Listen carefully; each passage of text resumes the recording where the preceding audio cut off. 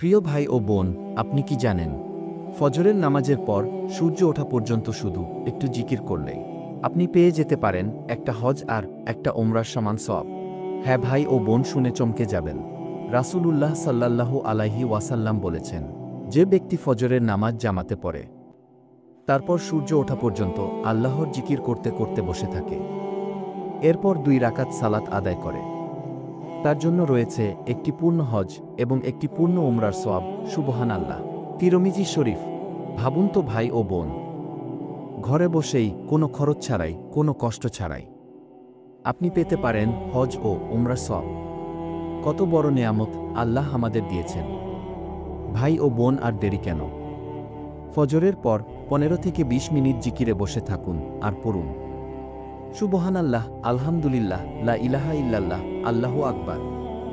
দেখবেন জীবনে বরকত নিজেই এসে দরজায় কড়া নড়বে। এই আমলটা সবাইকে জানাতে ভিডিওটা শেয়ার করেই দিন প্রিয় ভাই ও বোন। পরের ভিডিওতে আমরা জানাবো 30 মিনিট কোরআন তেলাওয়াত করলে 10 গুণ থেকে 70 গুণ পর্যন্ত সওয়াব পাবেন, এই বিষয় নিয়ে ইনশাল্লাহ। ইসলামিক ভিডিও ভালো লাগলে লাইক, কমেন্ট, শেয়ার করতে পারেন। ইসলামিক ভিডিও শেয়ার করলে আপনি ও এই সওয়াবের ভাগীদার হতে পারবেন। আল্লাহ হাফেজ। আসসালামু আলাইকুম।